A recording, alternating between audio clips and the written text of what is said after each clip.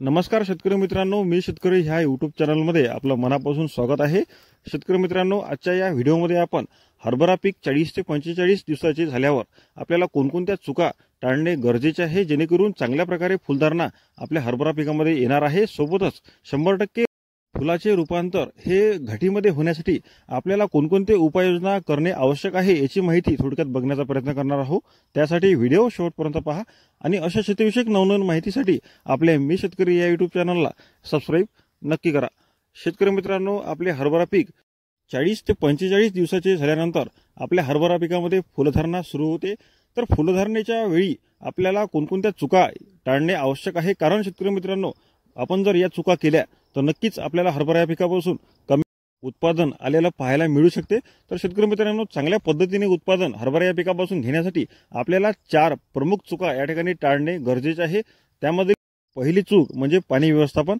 शेतकरी मित्रांनो, हरभरा पिकामध्ये शेवटचे पाणी देत असताना किंवा आपण हरभरा पिकामध्ये पाण्याचे नियोजन करत असाल तर हरभरा पीक फुलं धरण्याच्या आधी आपल्याला हरभरा पिकामध्ये पाण्याचे नियोजन त्या ठिकाणी करणे गरजेचे आहे।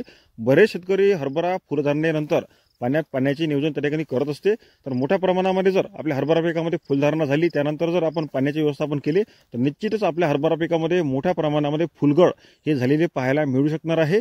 शेतकरी मित्रांनो, मोठ्या प्रमाणामध्ये जर आपल्या हरभरा पिकामध्ये फुलगळ झाली तर आपल्या हरभरा पिकापासून आपल्याला कमी उत्पादन किंवा सरासरी उत्पादन आपल्याला कमी येणार आहे।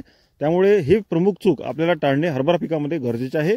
शेतकरी मित्रांनो, बरेच शेतकरी हे चूक करत असतात। त्यामुळे प्रमुख चूक म्हणजेच पाणी नियोजन हे चूक जर आपण हरभरा पिकामध्ये टाळली तर नक्कीच आपल्याला उत्पादनामध्ये भर पडलेली पाहायला मिळू शकणार।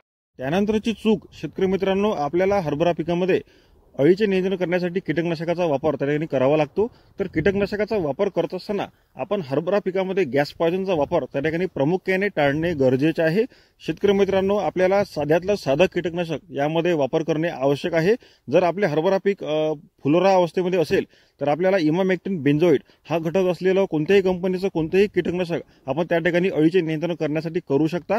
याचा वापर करत असताना आपण 10 ते 12 ग्रॅम जर आपल्या 15 लिटरच्या पंपासाठी वापरले तर आपल्याला चांगल्या प्रकारे अळीचे नियंत्रण त्या ठिकाणी करता येणार आहे। शेतकरी मित्रांनो, गॅस पॉइझनमुळे आपल्या हरभरा पिकामध्ये अतिरिक्त उष्णता त्या ठिकाणी तयार होत असते। तर अतिरिक्त जर उष्णता आपल्या हरभरा पिकामध्ये तयार झाली तर त्यामुळे सुद्धा आपल्या हरभरा पिकाची मोठ्या प्रमाणामध्ये फुलगळ आपल्याला पाहायला मिळू शकते। त्यामुळे शेतकरी मित्रांनो, आपल्याला साध्यातलं साधं कीटकनाशक त्यामध्ये वापर करणे, त्यामुळे ही चूक आपल्याला हरभरा पिकामध्ये 40 ते 45 दिवसानंतर टाळणे आवश्यक आहे। त्यानंतरची चूक शेतकरी मित्रांनो, आपले हरभरा पीक हे फुलधारणेच्या अवस्थेनंतर आपल्याला नत्रयुक्त खताचा वापर त्या ठिकाणी टाळणे गरजेचे आहे। शेतकरी मित्रांनो, बरेच शेतकरी आपल्या हरभरा पिकामध्ये युरियाचा वापर त्या ठिकाणी करत असतात। तर आपल्याला युरियाचा वापर त्यामध्ये फुलधारणेच्या वेळी टाळणे गरजेचे आहे। शेतकरी मित्रांनो, नत्रयुक्त खतामुळे सुद्धा आपल्या हरभरा पिकामध्ये मोठ्या प्रमाणामध्ये फुलगळ हे आपल्याला पाहायला मिळू शकते आणि अतिरिक्त वाढ आपल्या हरभरा पिकाची झालेली त्या ठिकाणी पाहायला मिळू शकते। त्यामुळे आपल्याला हरभरा पिकामध्ये नत्रयुक्त खताचा वापर किंवा अति नत्रयुक्त खताचा वापर त्या ठिकाणी टाळणे गरजेचे आहे। त्यानंतरची चूक शेतकरी मित्रांनो, आपण आपल्या हरभरा पिकामध्ये जे काही फवारणीचे नियोजन करत असतो तर त्या फवारणीच्या नियोजनामध्ये आपल्याला एम्युनोबेस असलेलं टॉनिक वापर करणे गरजेचं आहे। शेतकरी मित्रांनो, आपण हरभरा पिकामध्ये दुसरी किंवा तिसरी फवारणी घेतो, त्यामध्ये आपल्याला एम्युनोबेस असलेलं टॉनिक वापरायचं आहे।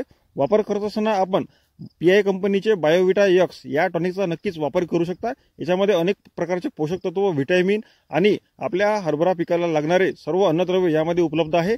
त्यामुळे आपण या टॉनिकचा जर वापर केला तर निश्चितच आपल्याला जास्तीत जास्त फुलधारणा आपल्या हरभरा पिकामध्ये पाहायला मिळणार आहे। सोबतच 100% फुलाचे रूपांतर घाटीमध्ये होण्यासाठी सुद्धा आपल्याला या टॉनिकची मोठी मदत त्या ठिकाणी पाहायला मिळू शकते। 35 ते 40 मिली आपला जो काही 15 लिटरचा पंप आहे तर त्या पंपासाठी एवढे प्रमाण घेऊन निश्चितच फवारणी करू शकता। शेतकरी मित्रांनो, अतिशय चांगल्या प्रकारे रिझल्ट आपल्याला या टॉनिकचा हरभरा पिकामध्ये पाहायला मिळणार आहे।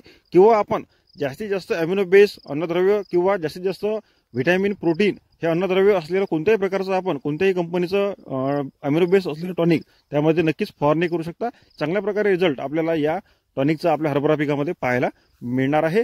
तर शेतकरी मित्रांनो, एकंदरीत अशा प्रकारे 3 ते 4 चुका आपण ज्या काही हरभरा पिकामध्ये नकळत करत असतो किंवा आपले हरभरा पीक 40 ते 45 दिवसाचे झाल्यानंतर आपण नकळत करत असतो, तर या चुका जर आपण टाळल्या तर निश्चितच आपण हरभरा पिकापासून सरासरी उत्पादन त्या ठिकाणी घेऊ शकणार आहोत।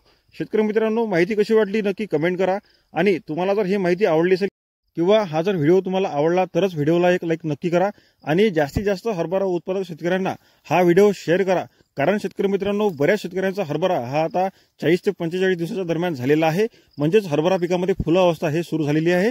त्यामुळे हा व्हिडिओ जास्तीत जास्त हरभरा उत्पादक शेतकऱ्यांना शेअर करा, जेणेकरून त्यांना या माहितीचा फायदा होणार आहे। शेतकरी मित्रांनो, हरभरा विषयी इतरही नवनवीन माहितीसाठी आपल्या मी शेतकरी युट्यूब चॅनलला सबस्क्राईब करून घ्या, जेणेकरून वेळोवेळी नियोजन आपल्याला या चॅनलवर पाहायला मिळणार आहे। तर शेतकरी मित्रांनो, धन्यवाद।